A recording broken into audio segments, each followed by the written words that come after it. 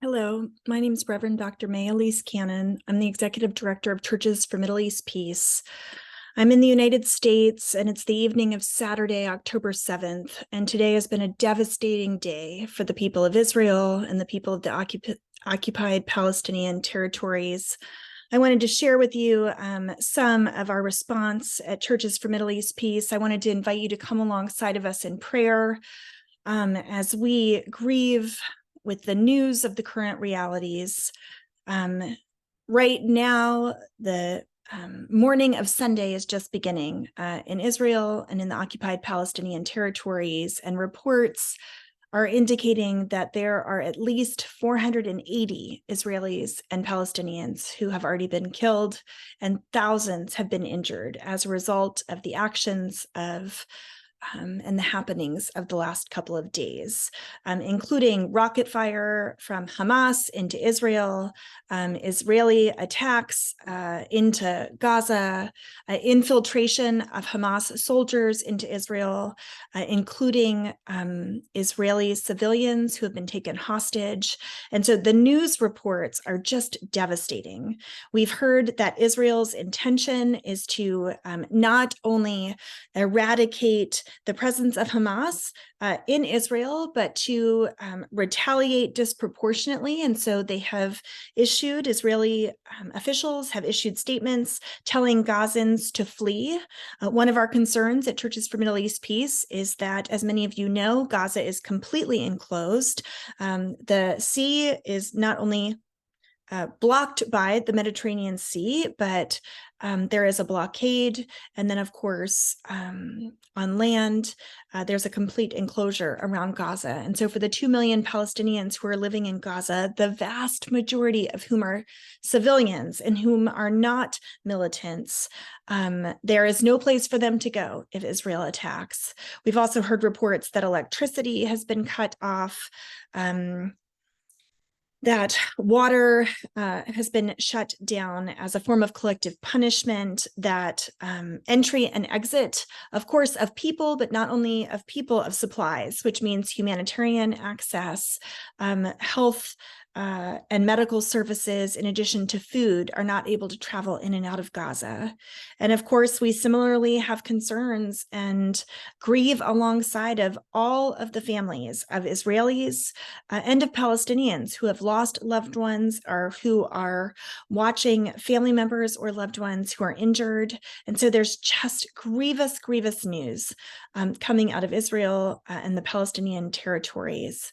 I wanted to share with you a little bit of our response at Churches for Middle East Peace. We will have a gathering on Monday morning, an invitation for you to pray alongside of us. So we'll be meeting at 9:30 a.m. Eastern Standard Time. You can find the links to that and an invitation to join us in prayer on our website at www.cmep.org. We say often, pray for peace and work for justice. There is no good news for anyone with what has been happening. We absolutely condemn the actions of Hamas. We condemn any use of violence on civilians. We condemn the devastating effects of the attacks of Israel on civilians in Gaza as well. And so CMEP issued a statement today. We have more than 30 member communions, and our statement is called CMEP Condemns All Acts of Violence. We call for prayer, and we implore global leaders to address core issues of the war between Hamas and Israel. We're deeply grieved by the news coming out of Israel and Gaza today, and we condemn all acts of violence against civilians that have occurred in the past 24 hours as fighting has escalated between Hamas and Israel. I just shared with you some of the statistics of the hundreds who have been killed and the thousands who've been wounded, and we mourn alongside of the families and the victims of violence. The actions of Hamas and the Israeli response in Gaza in no way advance peace, but rather cause loss of life, harm, grief, and devastation, not only to the individuals affected, but also to the legitimate cause of the Palestinian people in seeking an end to the decades-long occupation and the blockade of the Gaza Strip. Throughout this year, CMEP and allies have urgently been calling attention to the evolving context characterized by escalating levels of violence between settlers, soldiers, and Palestinians.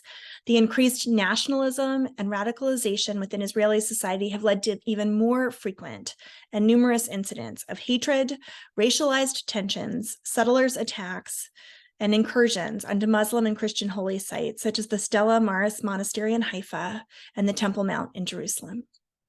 These realities are in no way justifications, but they have been long ignored by the international community, including the long-standing frustration and desperation of the Palestinian people who seek an end to the oppression of the occupation, and also Israelis' desires for the lack of fear and the need for security. It's time for the United States and for the international community to strengthen our efforts and to de-escalate the systemic violence that has gone on for decades. Churches for Middle East Peace reiterates its consistent call for a negotiated, just, and peaceful resolution to the conflict that advances security and self-determination for Israelis and Palestinians. A just peace will only be realized when all parties respect and protect the full human rights of all people. In light of this current war, we make the following desperate pleas. CMEP calls on all parties to end all acts of violence and aggression, to pursue peaceful and diplomatic resolutions, and to accomplish desired outcomes. CMEP is concerned that Israel's response is disproportionate, and we urge Israel to not engage in military actions that will devastate Palestinian civilian populations. CMEP opposes Israel's practice of collective punishment of all people in Gaza, including the turning off of electricity and water. CMEP calls on Hamas to stop all acts of aggression, the targeting of Israeli civilians, and the taking of civilian hostages. CMEP calls on the United States government, including the Biden administration and Congress, not to act rashly, but to prioritize immediate diplomatic measures to bring an end to violence, including through the United Nations. CMEP urges the U.S. government to refrain from providing further unrestricted material and political support for further militarization of the conflict, but rather to focus on the protection of civilians, especially those that are the most vulnerable. The U.S. must not prioritize the support of one side of the conflict over another, but rather support the safety and dignity of all people in the Holy Land, including both Israelis and Palestinians. While the United States empathizes with Israeli suffering, so should it empathize with Palestinian suffering. And furthermore, the U.S. should not exacerbate the problem by ignoring the legitimate struggle of the Palestinian people for their rights. Churches for Middle East Peace calls on all Christians and people of faith to pray for peace, not an empty peace devoid of justice, equality, and hope for all people, but a deep, lasting, and just peace that addresses the core systemic issues of the conflict, from the Palestinian needs for self-determination and freedom to Israel's need for safety and security. So please join us in prayer.